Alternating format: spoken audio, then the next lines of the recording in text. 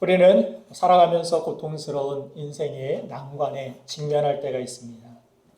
인생의 난관이란 아무리 노력해도 멈춰버린 성장 앞에서 좌절하는 것을 뜻합니다.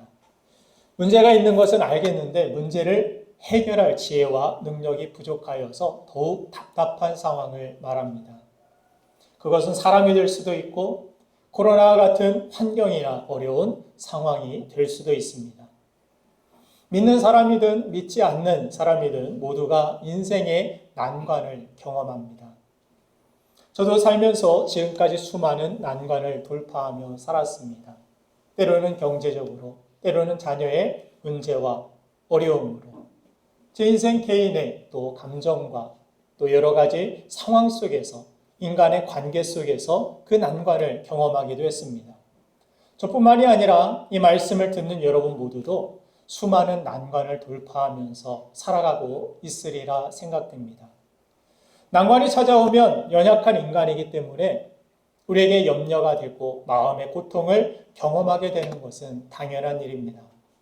그런데 중요한 것은 그 난관을 어떤 관점에서 바라보며 어떻게 반응하고 이 난관을 이기느냐에 있습니다. 난관에 잘 반응하면 오히려 이 난관은 우리를 변화시키고 성장시키는 그러한 은총의 도구가 되기도 합니다. 하나님께 귀히 쓰임받은 믿음의 선조들은 어려운 난관들을 하나님과 함께 믿음으로 반응함으로 모든 상황이 축복의 상황으로 오히려 역전되었음을 알 수 있습니다. 우리가 계속해서 염려하고 두려워한다면 우리는 우리에게 찾아온 어려운 난관을 결코 해결할 수가 없습니다. 난관이 찾아오면 우리는 도피하지 말고 도전해야 합니다. 그리고 성경에서 난관을 이미 잘 돌파한 믿음의 사람들을 통해서 지혜와 용기를 잘 배워야만 합니다. 성경을 보면 어려운 난관을 돌파한 사람들의 공통점이 한 가지 있는데 그것은 그들이 한결같이 기도의 사람들이었다라는 공통점이 있습니다. 그들은 모두 기도를 통하여서 난관의 문제를 하나님께 아뢰고 맡겼습니다. 그리고 기도를 통해서 하나님의 도움을 받아 회복의 은혜를 누린 사람들이었습니다. 오늘 성경 본문을 보면 우리가 400년간 이집트의 노예로 살았던 이스라엘 백성들이 하나님의 능력으로 기적처럼 자유의 몸이 되는 기쁨을 맛보게 되는 것을 알 수 있습니다. 그런데 그 기쁨도 잠시였을 뿐 가는 도중에 그들은 앞에는 홍해바다, 뒤에는 애국 군대가 쫓아오는 일생일대의 난관을 만나게 됨을 알 수 있습니다. 어디로도 피할 수 없는 사방이 꽉 막혀 답이 없는 난관을 만난 것입니다. 그런데 오늘 이 답답한 상황이 모세 한 사람의 믿음의 반응을 통해서 오히려 전화위복이 됩니다.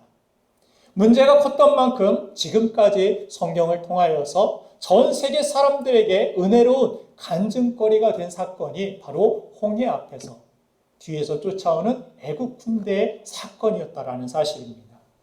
오늘 우리는 이런 상황에서 모세가 어떻게 이 난관을 돌파했는지를 배우고 우리 앞에 놓여 있는 어려운 난제들을 돌파해야만 합니다.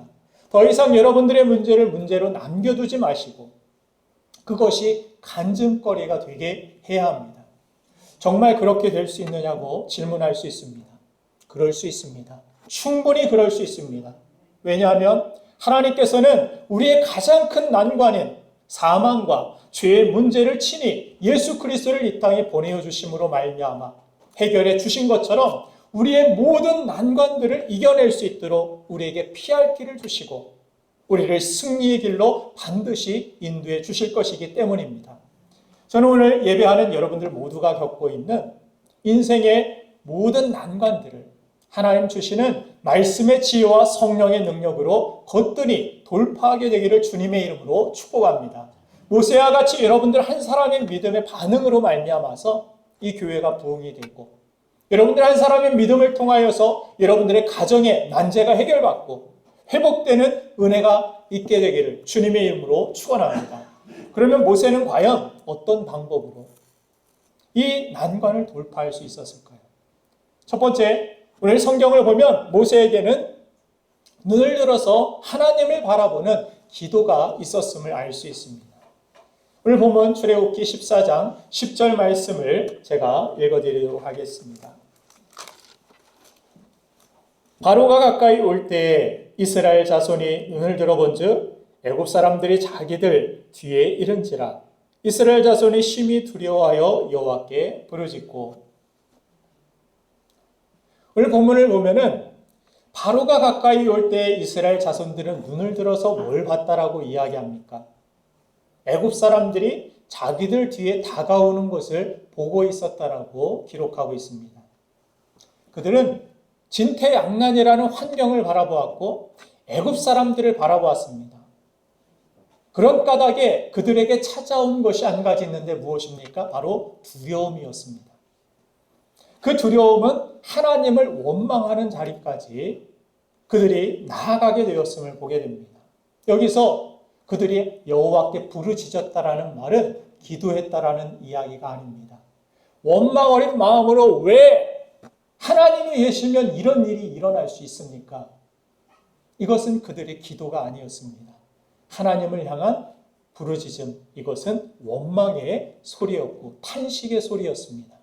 그렇기 때문에 그들은 더욱 깊은 두려움에 사로잡히게 되었고 이 난관 속에서 헤어나오지 못하고 오히려 그들은 후퇴하기 시작했습니다. 믿음이 있는 곳에는 두려움이 사라지지만 믿음이 없는 곳에는 두려움이 이렇게 힘을 발휘하게 됩니다. 또한 이 두려움과 함께 동반되는 것이 바로 원망과 불평입니다. 그리고 전진이 아니라 후퇴입니다. 오늘 보면 출애굽기 14장 11절 12절 말씀 그 아래절을 한번 제가 읽어드리겠습니다. 그들이 또 모세에게 이르되 애굽에 매장지가 없어서 당신이 우리를 이끌어내어 이 광야에서 죽게 하느냐? 어찌하여 당신이 우리를 애굽에서 이끌어내어 우리에게 이같이 하느냐? 우리가 애굽에서 당신에게 이른 말이 이것이 아니냐 이르기를 우리를 내버려두라. 우리가 애굽 사람을 섬길 것이라 하지 아니하더냐? 애굽 사람을 섬기는 것이 광야에서 죽는 것보다 낫겠노라. 얼마나 비참한 표현입니까? 하나님께 구원받은 사람들이 지금 자유의 몸을 얻은 사람들이 오히려 돌아가서 후퇴하여서 애굽 사람들의 노예가 되어버리는 것이 낫다라고 이야기하고 있습니다. 하나님의 놀라운 기적과 은총을 그 이집트 땅에서 맛본 구원의 백성들이 현실의 문제를 바라보면서 마치 개복치처럼 두려움에 그렇게 사로잡히게 되니까 하나님을 섬기는 영광을 포기하고 애굽 사람을 섬기는 것을 생각하기 시작합니다. 믿음 없이 살던 과거로 돌아가고 있는 그들의 모습을 우리는 발견할 수 있습니다. 반면에 이 난관을 극복한 지도자 모세의 시선은 달랐습니다. 오늘 본문 출애굽기 14장 13절 말씀을 읽어드리겠습니다. 모세가 백성에게 이르되 너희는 두려워하지 말고 가만히 서서 여호와께서 오늘 너희를 위하여 행하시는 구원을 보라. 너희가 오늘 본 애굽 사람을 영원히 다시 보지 아니하리라. 모세가 백성에게 하나님의 구원을 보라라고 이야기하고 있습니다. 두려워하지 말고 가만히 서서 여호와께서 오늘 너희를 위하여 행하시는 구원을 보라. 이것은 하나님을 바라봄으로 나올 수 있는 모세의 신뢰의 고백이고 기도였던 것입니다. 똑같이 주어진 난관 앞에서 이스라엘 백성들과 모세의 다른 한 가지는 바로 그들의 시선이었습니다. 똑같은 홍해 앞에서 나에게 아무 도움도 안 되는 아무 도움도 안 되는 이스라엘 백성들은 출렁거리는 홍해를 바라보고 있었고 애국 군대를 바라보고 있었습니다. 그 문제를 바라본다고 해서 그 문제가 저절로 풀리는 것도 아닌데 그들은 여전히 마음속에 그들의 시선 속에 그 문제만을 담고 있었습니다. 그러나 모세는 그것들을 바라보는 대신에 눈을 들어 나를 도우시는 하나님을 바라보았습니다. 기적을 일으키시고 나를 대신해 싸워주실 하나님을 바라보았습니다. 애굽의 노예에서 이 수많은 백성들을 구원해내신 하나님을 의지하고 바라보았습니다. 본문 출애굽기 14장 14절 말씀을 이어 읽어드리겠습니다. 여호와께서 너희를 위하여 싸우시리니 너희는 가만히 있을지니라. 여호와께서 너희를 위하여 싸우실 것이다. 여러분, 문제가 아닙니다. 진짜 문제는 무엇입니까? 문제를 바라보는 우리의 시선이 문제라는 것입니다. 문제를 어떻게 우리가 반응할 것이냐, 이것이 문제입니다. 여러분들 안에, 여러분들 앞에 서 있는 그 난관에 대하여서 어떤 시선을 가지고, 어떤 태도를 가지고 지금 살아가고 있습니까? 나에게 이렇게 많은 문제가 있는데 그것이 문제가 아닙니다. 내가 그 문제를 어떤 시각을 가지고 지금 바라보고 있느냐, 그것이 더 큰 문제라는 사실입니다. 하나님을 믿음으로 바라보는 것을 성경은 한마디로 기도라고 가르쳐 줍니다. 기도로 하나님을 바라보며 하나님 주신 성경 말씀을 묵상하고 그 기도로서 십자가에서 나를 위해 죽으신, 나를 구원하신 하나님의 그 사랑을 생각하게 되는 것. 이것이 기도입니다. 내 모든 감정과 그래서 내 모든 상황들을 하나님 앞에 아뢰며 문제를 바라보던 시선을 이제 하나님께로 돌리게 되는 것, 그것이 기도입니다. 그래서 기도하면 하나님 사랑 안에서 두려움이 사라지게 되고 심란하고 폭풍 같았던 우리의 마음이 평안함을 경험하게 됩니다. 그래서 하나님 주신 그 약속의 말씀으로 인하여서 지혜와 용기를 갖게 되고 어떤 문제들 앞에서도 어떤 우겨싸임을 당한다 할지라도 그곳에 쌓이지 아니하고 하나님의 백성들은 담대하게 그 문제를 돌파하게 된다는 사실입니다. 이것이 믿음의 능력인 것입니다. 하나님이 귀하게 사용하신 그 모든 인물들은 두려움을 극복하고 하나님을 신뢰했던 사람임을 우리는 기억해야 합니다. 이사야서 12장 2절 말씀을 보면 이런 말씀이 있습니다. 보라, 하나님은 나의 구원이시라. 내가 신뢰하고 두려움이 없으리니 주 여호와는 나의 힘이시며 나의 노래시며 나의 구원이십니다. 두려움이 있기 때문에 두려움이 없으리니라는 그런 기대와 그런 기도를 하고 있는 것입니다. 믿는 사람이라고 두려움이 없을 수는 없습니다. 두려울 수 있습니다. 미래가 두렵고 취직 못할까 봐 두렵고 시험에 또 떨어질까 봐 두렵고 노후가 두렵고 죽음 이후에가 두렵고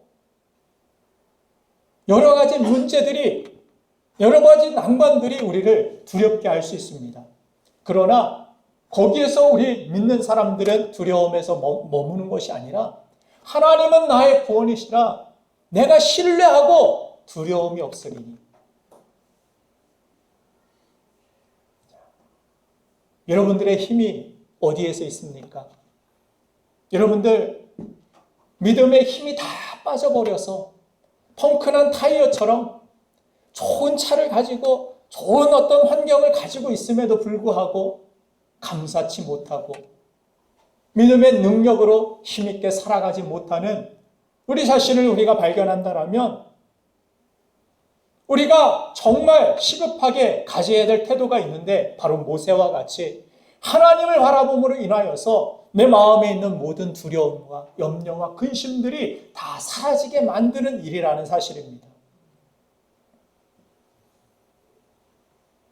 성경을 보면 바로가 가까이 쫓아올 때 바로보다 더 가까이 계신 분이 있었는데 누굽니까? 그분은 그들을 구원하신 하나님이셨습니다. 그런데 그러한 이스라엘 백성들은 두려움에 사로잡혀서 하나님의 임재를 느끼지 못했습니다. 하나님이 그렇게 크신 하나님이 구원하신 하나님이 지금도 우리를 지키시고 인도하신다라는 것을 그들이 느끼고 경험할 수 있었다라면 그들은 하나님을 향하여 원망하거나 애굽으로 다시 돌아가서 노예 생활이 낫겠다라고 이야기하지 않았을 것입니다. 큰 문제의 두려움에 사로잡히게 되니까 하나님이 보이지 않았습니다. 하나님이 없는 것 같고 이 문제 때문에 난제 때문에 나는 죽을 것 같았습니다. 이곳이 내 매장지가 되고 내 끝이 될 것 같았습니다. 나는 이 난관을 도저히 넘을 수 없을 것 같았습니다. 그러나 기도로 하나님을 바라보던 이 모세는 하나님의 임재를 느꼈습니다. 하나님이 지금도 우리를 구원하셨을 뿐만이 아니라 이곳에서도 함께 하신다라는 하나님의 임재, 하나님이 함께 계신다라는 그 믿음, 그 느낌, 그 생각. 여기서 우리가 알 수 있는 분명한 사실은 우리가 기도하면은 눈으로는 볼 수 없는 하나님이 우리와 함께 하심을 우리가 경험하게 된다는 사실입니다. 많은 부분 크리스찬들이 실패하는 이유, 두려움에 사로잡혀서 엉뚱한 결정을 내리는 이유는 무엇입니까? 하나님이 지금도 나와 함께 하신다라는 그 하나님의 임재를 잊어버렸기 때문입니다. 예레미야서 33장 3절 말씀을 한번 읽어드리겠습니다. 너는 내게 부르짖으라. 내가 내게 응답하겠고 내가 알지 못하는 크고 은밀한 일을 내게 보이리라. 여기서의 부르짖음은 기도를 뜻합니다. 이스라엘 백성들의 원망을 이야기하는 것이 아닙니다. 하나님 앞에 간절히 기도하는 것을 이 부르짖음으로 표현하고 있습니다. 내가 내게 응답하겠고 뭐라고 이야기하십니까? 내가 알지 못하는 크고 은밀한 일을 내게 보이리라. 그 크신 하나님을 우리가 눈으로 어떻게 알 수 있습니까? 볼 수 있습니까? 그러나 우리가 기도하기 시작할 때 하나님이 나와 함께 하시고 나를 인도하시는, 나를 도우시는 그 손길을 우리가 느끼고 경험하고 보게 된다라는 사실을 하나님은 말씀하여 주신 것입니다. 우리가 그렇게 기도할 때에 우리가 눈으로 볼 수 없는 하나님의 존재를 경험할 수 있습니다. 뿐만 아니라 두려움 때문에 볼 수 없었던 난관을 이겨낼 길을 보게 됩니다. 그러므로 여러분들, 우리가 만난 난관 때문에 찾아온 두려움이 우리 마음에 있다라면 지금 가장 먼저 시급하게 해야 할 일은 다른 일이 아니라 기도입니다. 절박하고 급할수록 평정심을 품고서 여러분들 기도하셔야 됩니다. 하나님의 인도하심은 잠잠히 하나님을 바라보면서 기다리는 사람들에게 임하는 줄로 믿습니다. 하나님의 음성은 잔잔한 마음이 임합니다. 시끄러운 마음은 하나님의 음성을 들을 수가 없습니다. 그런 까닭에 기도하면서 마음을 잠잠하게 해야 합니다. 그런 의미에서 모세는 거듭해서 출애굽기 14장 13절과 14절에서 가만히라는 말을 사용하고 있습니다. 가만히 있어. 그렇게 시끄럽게 원망하고 소리 지르고 아우성치지 말고 하나님 앞에 잠잠히 있어. 가만히 하나님을 바라보면서 머물러 있어. 이것이 우리가 살 길이야. 이 난관을 이겨낼 길이라고 모세는 지금 백성들에게 가르쳐주고 있고 우리에게 교훈하고 있는 것입니다. 그렇습니다. 우리 인생은 우리가 바라보는 시각의 방향에 따라서 미래가 결정되게 됩니다. 우리의 미래는 그냥 막연히 생각하고 두려워하고 있다고 해서 미래가 달라지는 것이 아닙니다. 우리가 바라보는 것에 영향을 반드시 받게 되어 있습니다. 여러분들, 하나님이 허락하신 난관은 낙심하라고 우리에게 주신 것이 아니라 믿음으로 돌파하라고 주신 것입니다. 기도로 하나님의 인도하심을 받으면 우리가 전혀 생각하지 못했던 길을 우리는 걷게 될 줄로 믿습니다. 회복의 은혜를 우리는 반드시 누리게 될 것입니다. 두 번째, 우리가 모세가 난관을 극복해낸 그러한 방법은 하나님 말씀대로 행동하는 기도에 있었습니다. 우리가 생각하는 흔히 기도라는 것은 마음으로만 하고 생각만 하는 것이 기도라고 생각하는데, 저는 기도의 완성은 바로 행동의 자리, 순종의 자리에 나아가는 데 있다라고 믿습니다. 기도는 우리의 입술에서 그쳐서는 안 됩니다.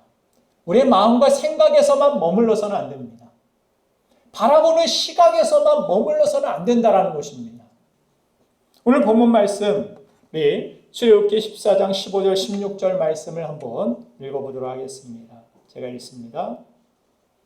여호와께서 모세에게 이르시되 너는 어찌하여 내게 부르짖느냐? 이스라엘 자손에게 명령하여 앞으로 나아가게 하고 지팡이를 들고 손을 바다 위로 내밀어 그곳이 갈라지게 하라. 이스라엘 자손이 바다 가운데서 마른 땅으로 행하리라. 우리가 하는 많은 착각들 가운데 하나가 기도만 하면은 다 돼. 기도만 하면 다 돼. 그리고 기도라는 것이 그냥 입술로만, 마음에서만 머물러 있을 때가 많이 있다라는 사실입니다. 우리가 전도를 생각해 볼 때도 마찬가지입니다. 우리가 기도로 그 영혼들을 품고서 구원해내야 할 전도 대상자들을 위하여서 품고 기도하시리라 생각이 됩니다. 그리고 기도만 하고서 여러분들이 머물러서는 안 됩니다. 성경은 전도의 미련한 것으로 그 영혼들을 구원하시기를 기뻐하셨다라고 성경은 말씀하고 있습니다. 무엇입니까? 그 영혼들을 정말 살리기를 원한다라면 그 영혼들에게 복음을 전해야 되고 사랑을 전해줘야 되고 집에서 안 보이는 데서 기도만 하고 있는 것이 아니라 그들에게 다가가고 그들에게 나아가는 행동이 우리에게 필요하다라는 사실입니다. 그래서 사도행전을 영어로 뭐라고 부릅니까? 액트, 행동이라는 것입니다. 성령의 능력이 무엇입니까? 움직이게 만든다라는 것입니다. 그들이 한때는 마가의 다락방에 모여서 기도만 하고 있었습니다. 무엇을 할 수도 없었습니다. 예수 믿는 사람으로 나타낸다라면 세상에서 핍박받을 것이 뻔했기 때문에. 그리고 예수님께서 명령하신 그 자리에 머물러서 그들은 기도하였습니다. 그러나 성령이 임하자 그들이 무엇을 하기 시작합니까? 행동하기 시작합니다. 이것이 저는 기도의 완성이라고 믿습니다. 그 기도한 대로 행동하기 시작하자 하나님의 역사가 시작되는 것입니다.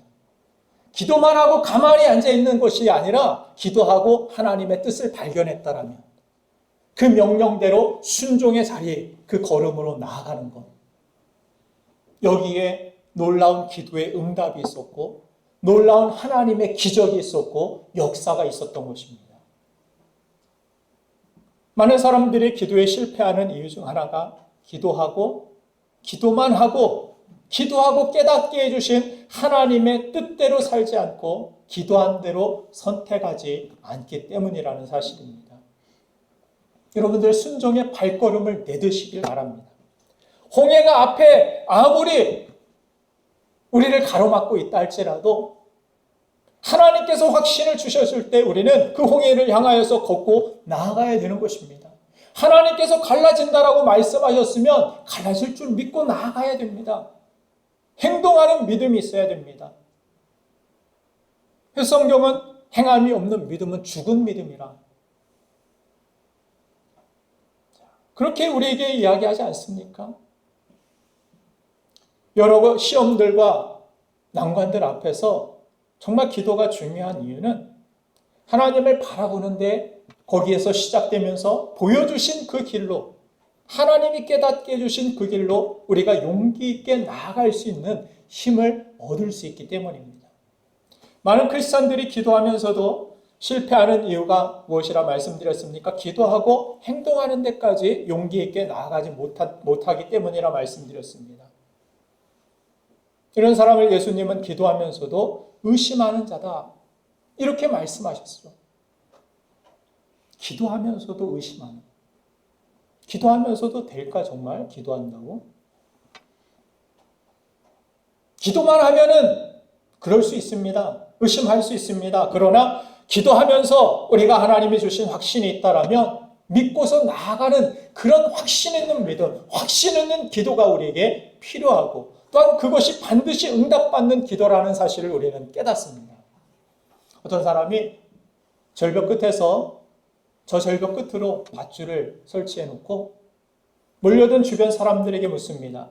제가 이 절벽을 이 외발 자전거를 타고서 완복하여 건널 수 있는 것을 믿으십니까? 사람들이 응원의 차원에서 예 믿습니다 하고 막 박수를 쳤습니다. 그리고 그들의 믿음처럼 그 사람은 절벽을 레발자절고를 타고서 왕복하고 돌아와서 다시 그들에게 질문합니다. 제가 여러분들 중 한 분을 함께 태우고서 이 절벽과 저 절벽 끝을 왕복할 수 있음을 믿으십니까? 또 사람들은 믿습니다 하고 크게 대답을 하고 박수를 칩니다. 그러면 여러분들 가운데, 믿는 분들 가운데서 한 분만 앞으로 나와 주시겠습니까? 그 누구도 나오지 않았다고 합니다. 우리의 믿음이 이와 같지는 않습니까? 하나님의 말씀을 우리가 들을 때, 대할 때 믿습니다. 아멘.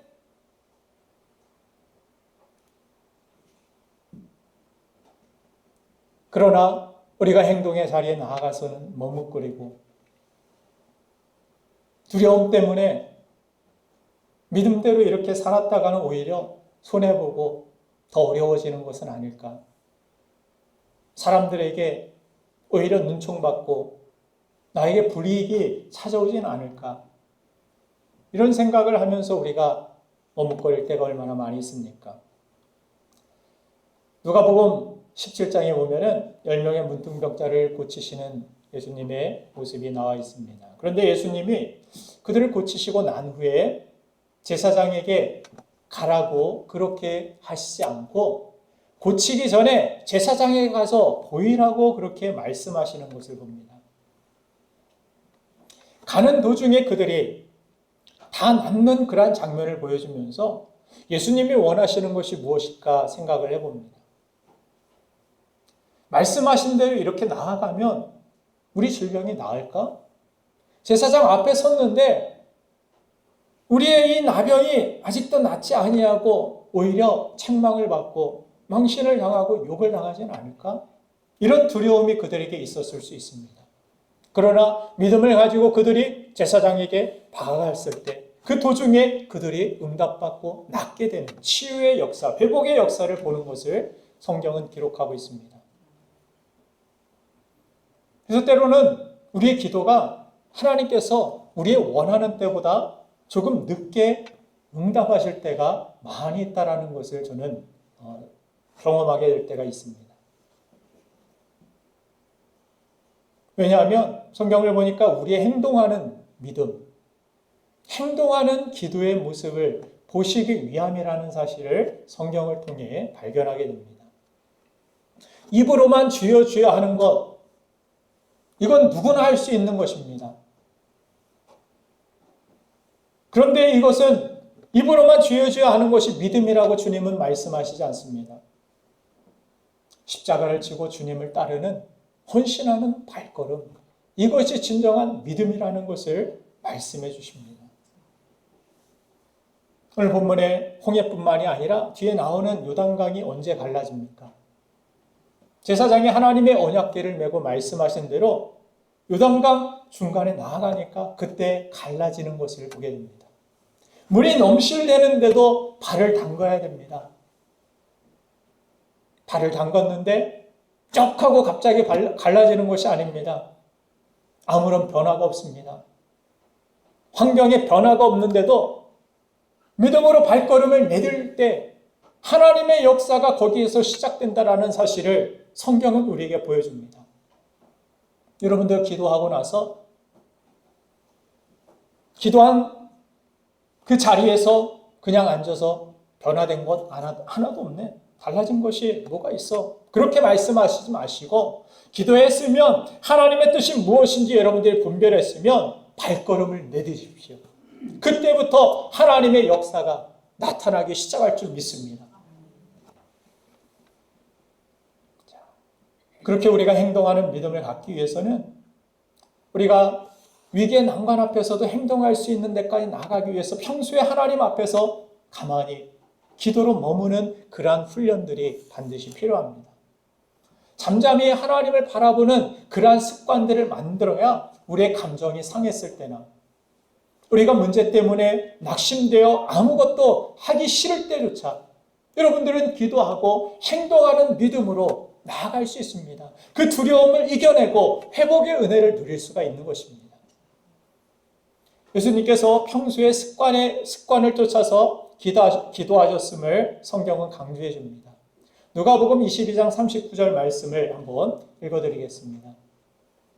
예수께서 나가사 습관을 따라 감람산에 가심에 제자들도 따라갔더니, 예수님은 감람산으로 바쁜 와중에 정말 피곤한 가운데서도 기도하러 나아가셨다라고 말씀합니다. 그것이 습관이었기 때문에. 습관이란 무엇입니까? 나도 모르게 하는 것이 습관입니다. 나도 모르게 예배에 나오는 것, 예배 안 나오면 뭔가가 이상하고 힘든 것, 숨 쉬는 것도 여러분들 습관이 돼야 되죠? 예수님은 쉬지 말고 기도하라 말씀하셨는데 어떻게 쉬지 않고 기도할 수 있습니까? 숨 쉬는 거 여러분들 쉬지 않고 할 수 있습니까? 그런데 그렇게 힘들지 않죠? 의식하지도 않고 숨을 쉽니다. 그러니까 사는 것이죠. 기도도 그렇게 돼야 된다라는 것, 기도도 그렇게 중요하다라는 사실입니다. 숨 쉬지 않으면 그것이 숨 쉬는 것이 습관이 되지 못하면 호흡기 달고 있어야 되고 중환자실에 들어가 누워 있어야 되는 것처럼 기도하지 않으면 우리 영혼이 병들게 되고 우리의 삶이 피폐하고 황폐케 된다는 것을 말씀하십니다. 그러나 우리가 기도하기 시작하면 그때부터 회복의 은혜가 있습니다. 기도가 습관이 되면 우리의 삶 속에서 모든 자리에서 하나님의 영광을 돌리게 되고 하나님의 은혜가 우리 삶에 충만히 임하게 될 줄로 믿습니다. 누가복음 22장 42절, 43절 말씀을 보면 평소에 기도의 습관을 통해서 십자가라는 일대의 난관 앞에서 그때에도 예수님은 기도하셨고 기도로 힘을 얻으셨음을 보게 됩니다.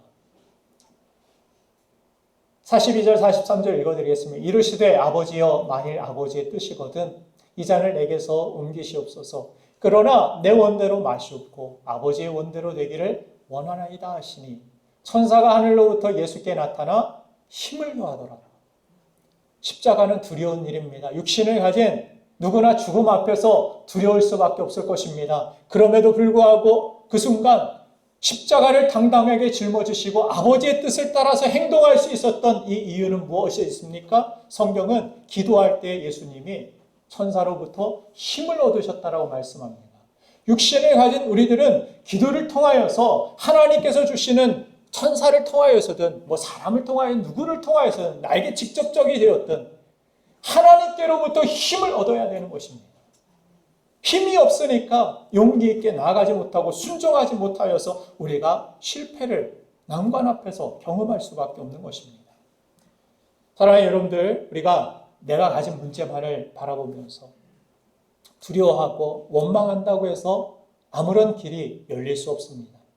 그러나 모세처럼 하나님을 기도로 잠잠히 바라보면서 믿음으로 두려움을 내어 쫓을 때 그리고 하나님 말씀하신 대로 그 홍해를 향하여서 지팡이를 들고 나아가 하나님 말씀하신 대로 순종했을 때 그 홍해가 갈라지고 길이 보이지 않던 그곳에 새로운 길들이 열리는 놀라운 은혜를 우리가 경험하게 될 줄로 믿습니다. 지난 한 주간 정말 마음이 힘들고 어렵고 지금 이 시간에도 괴롭고 답답한 마음을 가진 여러분들이 계실지 모르겠습니다. 이 문제에 도저히 답을 찾을 수 없고 내 인생의 이 난관 때문에 나는 더 이상 앞으로 나아갈 수 없을 것 같고 나는 여기서 끝인가라는 그런 생각이 그런 절망감이 찾아온 여러분들이 계신다라면 홍해에서도 길을 내어주시는 하나님께 기도하는 여러분들에게 하나님은 반드시 길을 열어주실 줄 믿으시기를 간절히 바랍니다. 예수님은 나는 길이요 진리요 생명이라 말씀하셨습니다. 예수님이 길이십니다. 예수님이 생명이시고 예수님이 진리시며 답이라는 사실입니다. 당장 길이 보이지 않는다고 해도 여러분들 결코 낙심하지 마십시오.